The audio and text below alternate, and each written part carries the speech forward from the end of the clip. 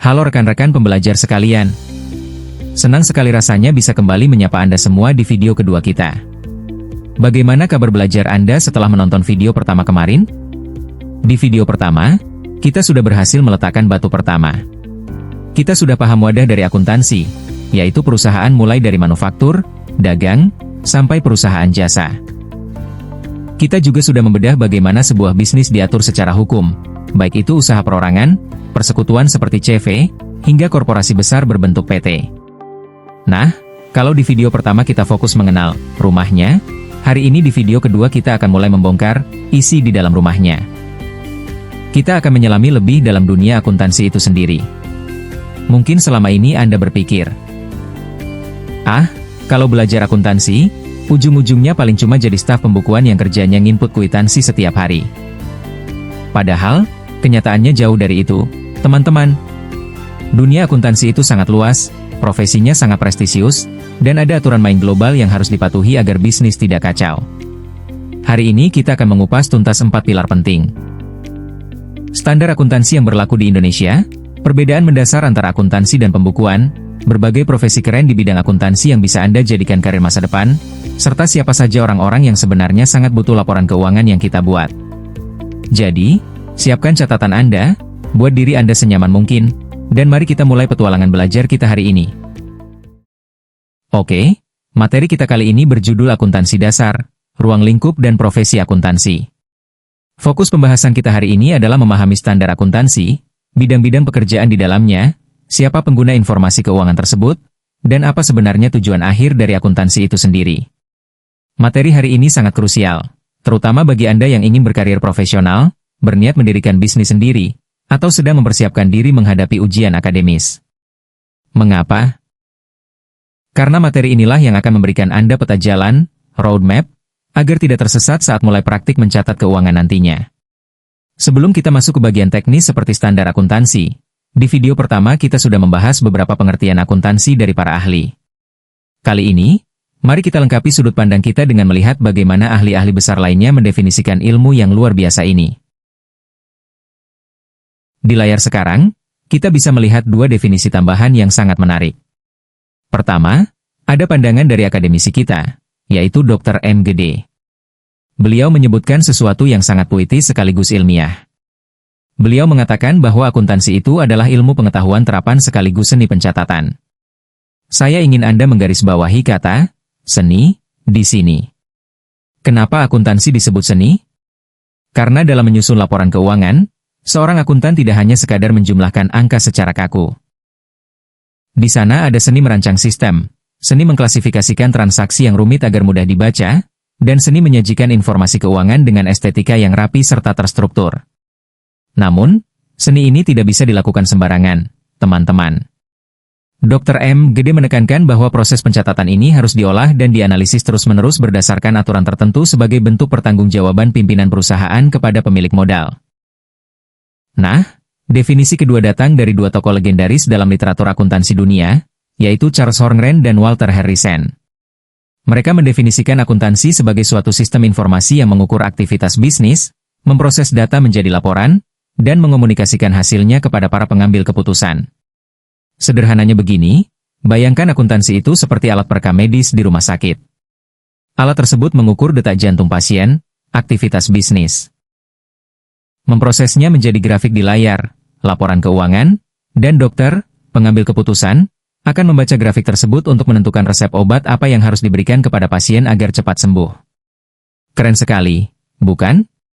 Nah, agar alat perekam medis tadi bisa dibaca oleh semua dokter di seluruh dunia, tentu harus ada standar medis yang seragam. Begitu juga dengan akuntansi. Agar laporan keuangan perusahaan Anda bisa dipahami oleh investor dari belahan dunia manapun, kita butuh yang namanya standar akuntansi. Mari kita bahas di slide berikutnya.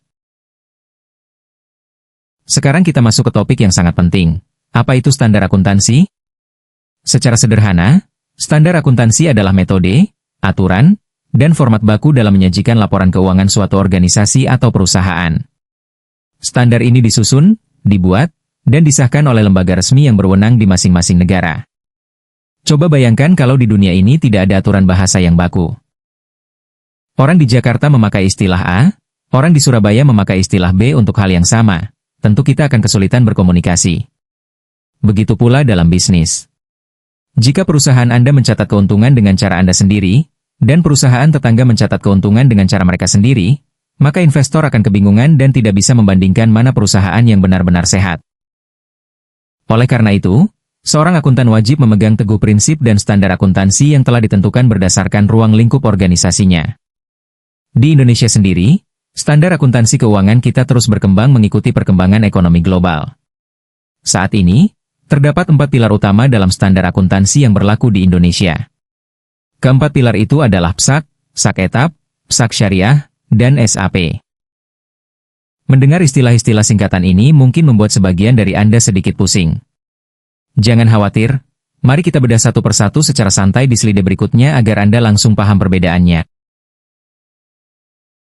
Mari kita bedah pilar yang pertama, yaitu PSAK, Pernyataan Standar Akuntansi Keuangan, atau yang sekarang sering disebut juga dengan SAK berbasis IFRS. Standar ini dirumuskan oleh Ikatan Akuntan Indonesia, IAI. PSAK ini ditujukan untuk entitas atau badan usaha yang memiliki tanggung jawab publik yang signifikan. Siapa saja mereka? Mereka adalah perusahaan-perusahaan besar yang sahamnya diperjualbelikan di Bursa Efek Indonesia alias Perusahaan Publik, TBK. Seperti PT Bank Sentral Asia, PT Telkom Indonesia, atau perusahaan asuransi, perbankan konvensional, serta BUMN. Karena laporan keuangan mereka dibaca oleh jutaan masyarakat, aturannya sangat ketat, detail, dan wajib mengacu pada standar internasional. Pilar kedua adalah SAK-ETAP, Standar Akuntansi Keuangan untuk entitas tanpa akuntabilitas publik. Nah, ini adalah versi yang lebih sederhana dibandingkan PSAK. SAK-ETAP ini dirancang khusus untuk usaha kecil, mikro, atau menengah, UMKM, yang tidak memiliki akuntabilitas publik yang signifikan. Laporan keuangan mereka biasanya hanya ditujukan untuk tujuan umum bagi pengguna eksternal, seperti untuk mengajukan pinjaman modal ke bank atau untuk pelaporan pajak internal. Karena skalanya lebih kecil, aturannya jauh lebih simpel dan tidak serumit PSAK biasa. Pilar ketiga adalah PSAK Syariah. Sesuai namanya, ini adalah standar akuntansi yang digunakan oleh lembaga-lembaga yang menjalankan prinsip ekonomi syariah. Di Indonesia, perkembangan industri syariah ini sangat luar biasa pesat, teman-teman. Lembaga seperti Bank Syariah, Pegadaian Syariah, Badan Amil Zakat, hingga asuransi syariah wajib menggunakan standar ini karena dalam pencatatan transaksinya harus bebas dari unsur riba, gharar, atau maisir, serta menggunakan akad-akad khusus seperti mudarabah atau murabahah. Dan pilar terakhir yang tidak kalah penting adalah SAP, Standar Akuntansi Pemerintahan. SAP ini sangat berbeda dengan 3 pilar sebelumnya.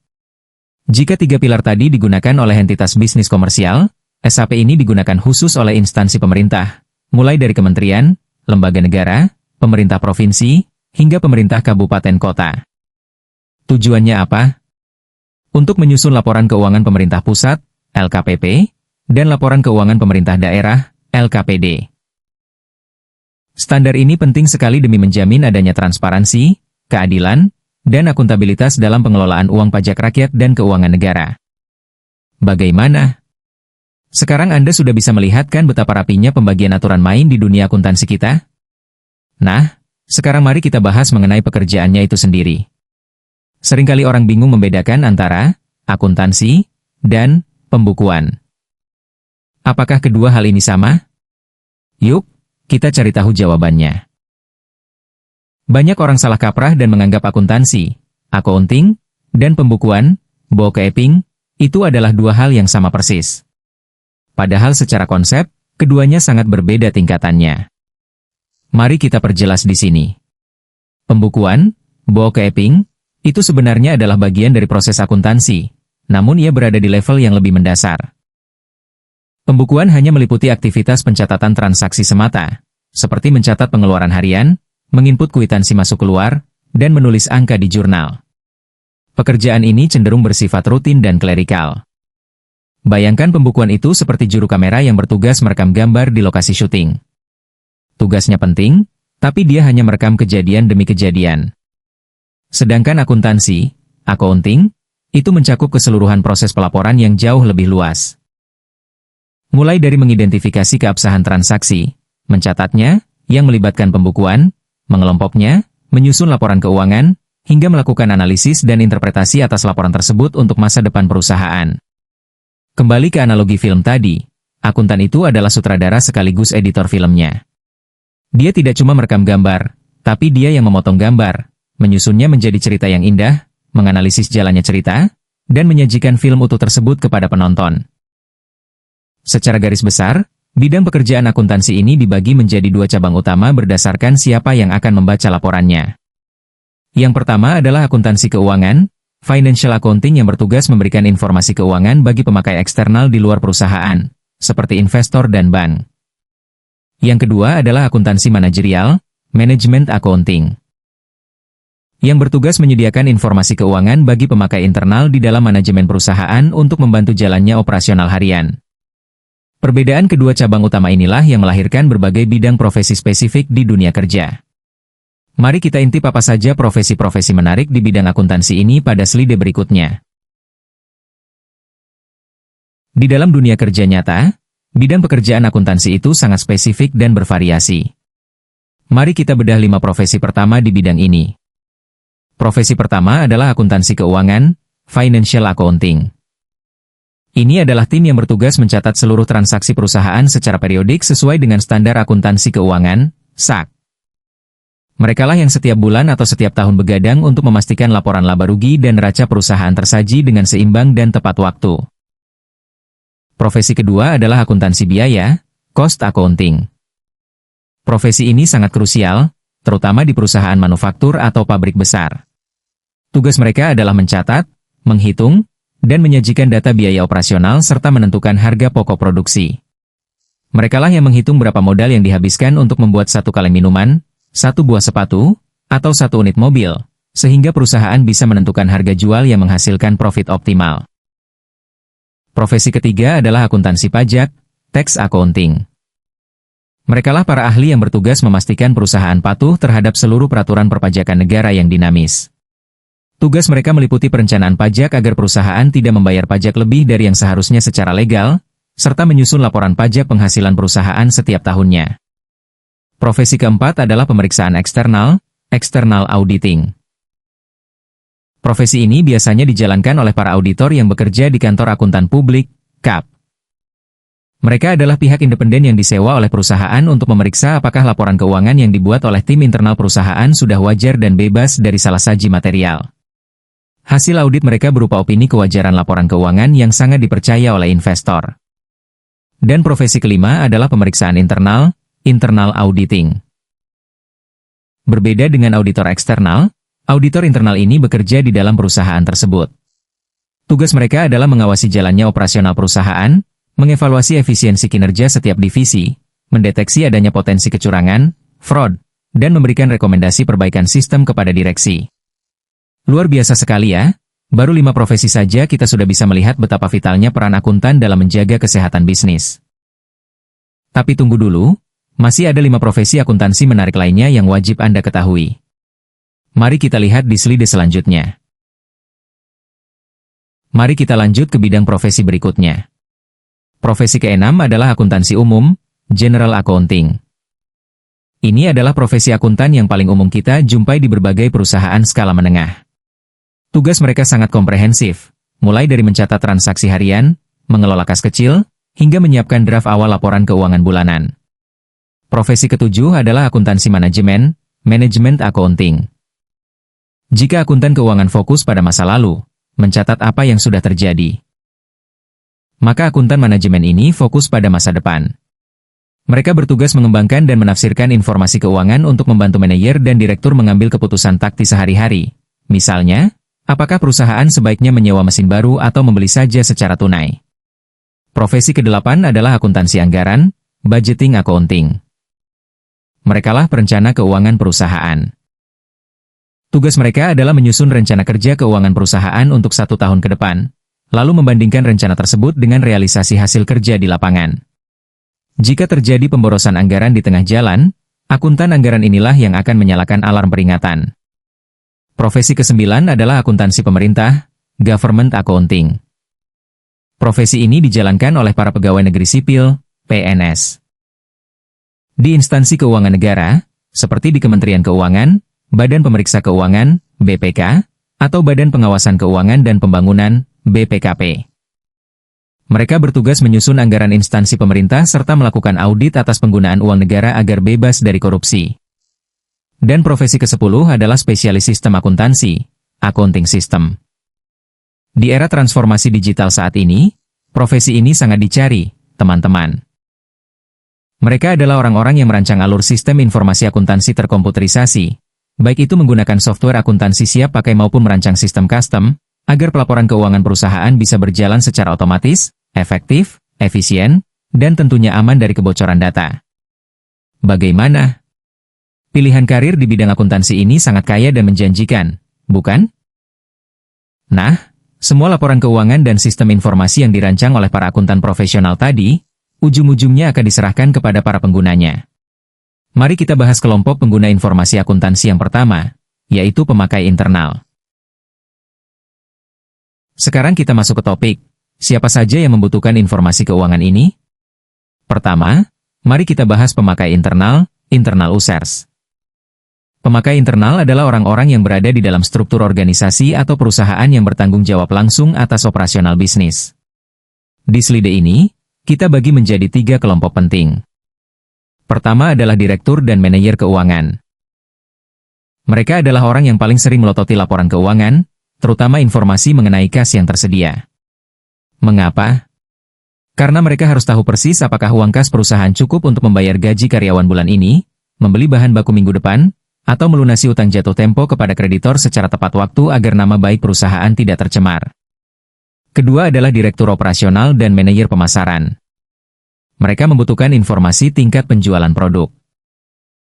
Melalui data penjualan yang tercatat dalam laporan akuntansi, manajer pemasaran bisa mengevaluasi, apakah kampanye iklan kita kemarin berhasil menaikkan penjualan?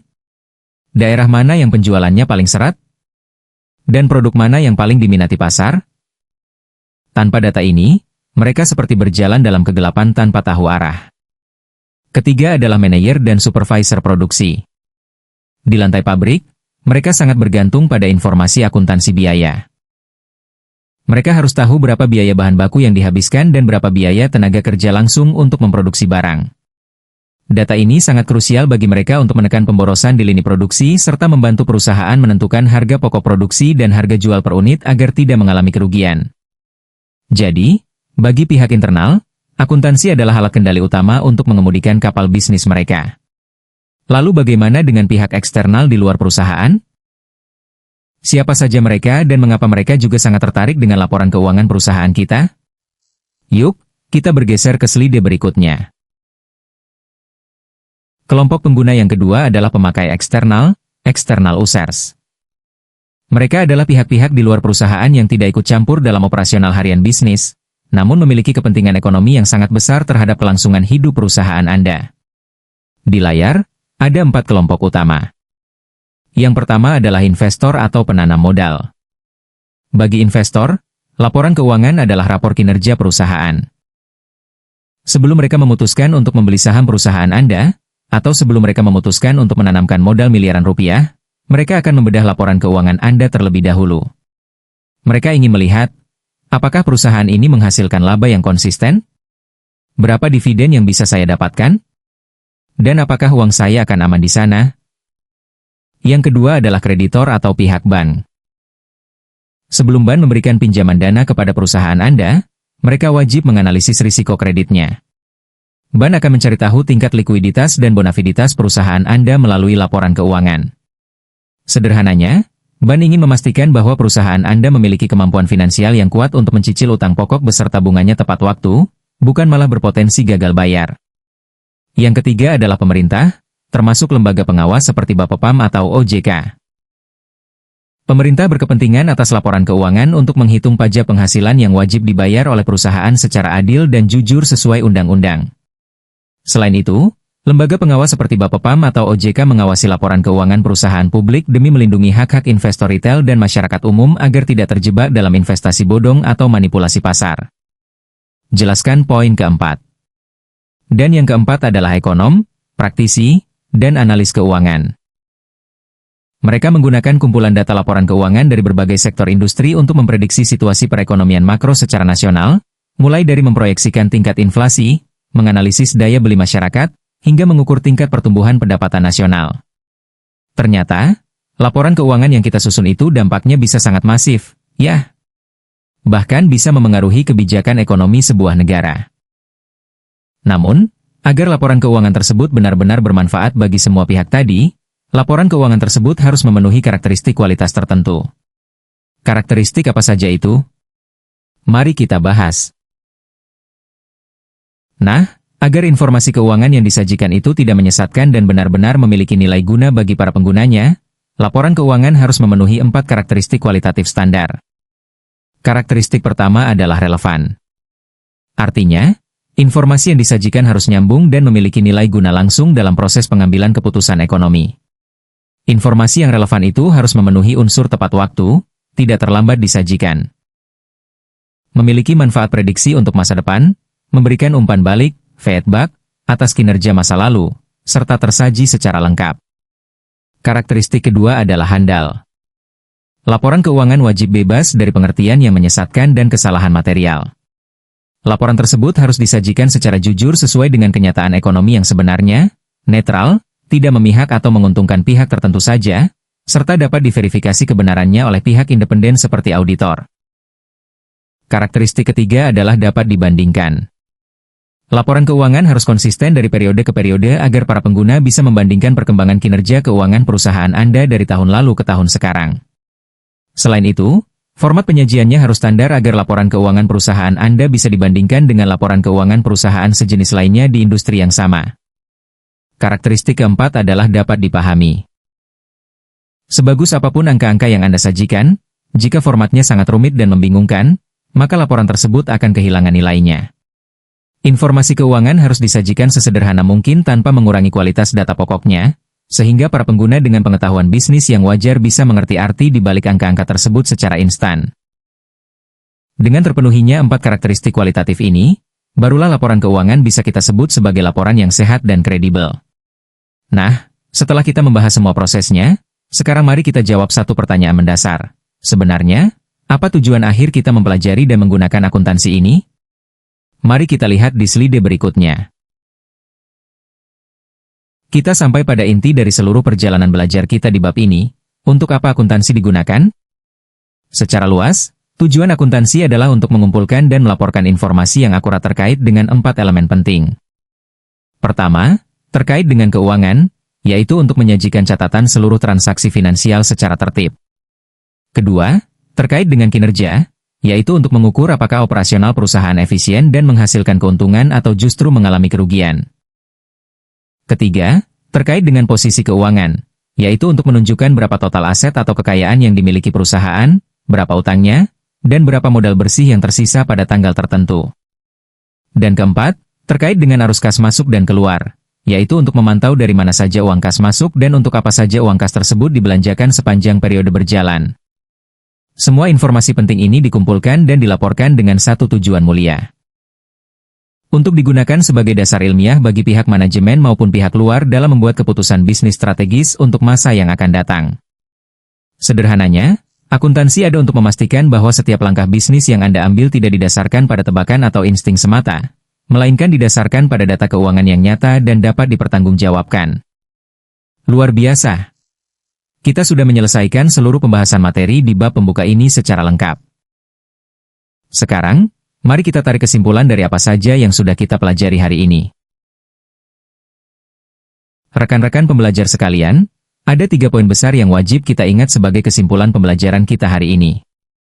Pertama, kita sekarang tahu bahwa dunia akuntansi itu diatur oleh aturan main yang seragam, yaitu standar akuntansi keuangan yang di Indonesia terdiri dari 4 pilar berbeda, yaitu PSAK untuk perusahaan publik, SAK-ETAP untuk UMKM, PSAK Syariah untuk lembaga berbasis syariah, dan SAP untuk instansi pemerintahan. Kedua, kita menyadari bahwa bidang pekerjaan akuntansi itu sangat luas dan bervariasi. Mulai dari akuntansi keuangan, biaya produksi, perpajakan, hingga audit internal dan eksternal. Jadi, lulusan akuntansi atau praktisi akuntansi memiliki peran yang sangat dinamis dan sangat dicari di berbagai lini industri.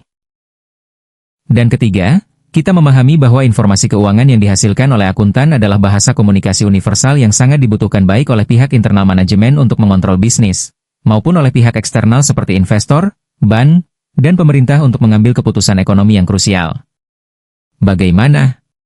Belajar akuntansi itu tidak seseram yang dibayangkan, bukan? Justru sangat menyenangkan ketika kita paham ruang lingkup dan manfaat praktisnya.